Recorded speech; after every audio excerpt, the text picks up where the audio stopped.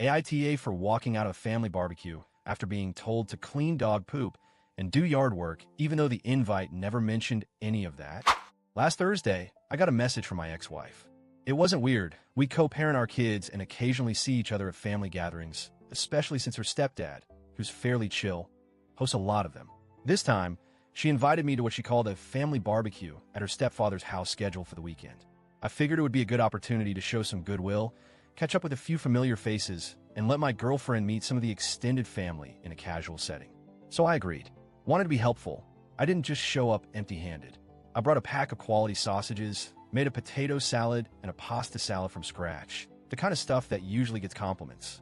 Since the forecast looked sunny and warm, both my girlfriend and I dressed for the occasion. Casual summer clothes, clean shoes, sunglasses, that kind of thing. Nothing fancy, but certainly nothing we'd want to get dirty. We even planned to stay a couple of hours, chat, eat, drink a little, and maybe walk around the garden if it wasn't too crowded. Nothing in the invitation suggested anything other than a regular social barbecue.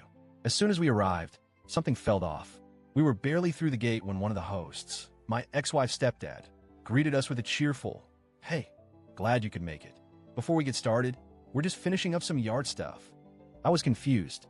I asked what he meant, and that's when he told us that before we could enjoy the barbecue, everyone was expected to help with a few tasks first.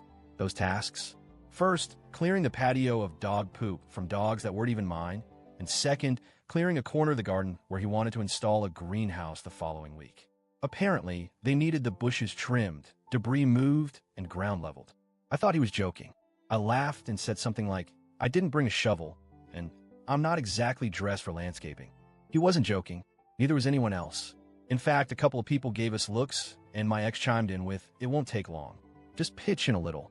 I stood there, holding a tray of food, in clean summer shoes, while people in cargo shorts and work gloves started handing out tools.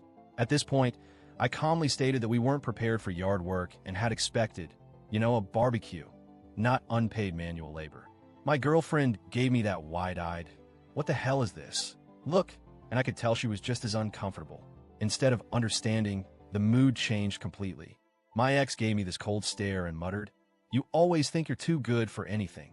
One of her cousins flat out said, "If you're not going to help, you don't belong here." I looked around. Most of the guests were already in the backyard, in full yard work mode. It was clear that this wasn't an optional help if you want situation. It was more like contribute or leave. I didn't raise my voice or argue. I just said, "All right then, we'll head out." We left the food on the patio table, said a polite goodbye, and walked back to the car. I could hear someone say "typical" as we left. We ended up at this quiet little country pub with a garden view. Had a nice drink, shared a burger, and enjoyed what turned out to be a lovely afternoon. My girlfriend thanked me for handling it calmly. She said she would have felt super awkward digging around in a garden in sandals and a sundress. I didn't think much about it after that, until I got home. That evening, I started getting tagged in passive-aggressive social media posts. Things like some people just can't handle a little hard work, or barbecue freeloaders in their fancy shoes. Then, one of the teenagers, I assume a niece or nephew, directly commented that I was lazy and embarrassed myself in front of the whole family. Since then, it's been a weird mix of guilt and disbelief. I keep replaying it in my head. Was I wrong for walking out?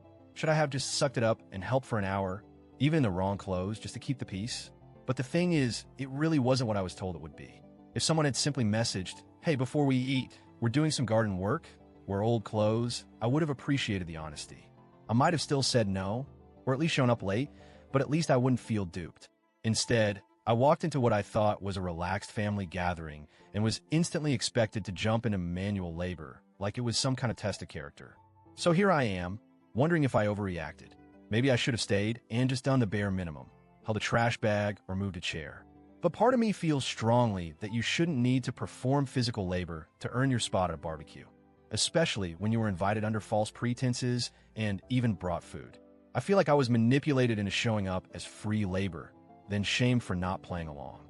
It wasn't a community project or a favor for someone sick or elderly. It was a backyard makeover scheduled on the sly. So, AITA for walking out of a family barbecue when I realized it was actually unpaid yard work,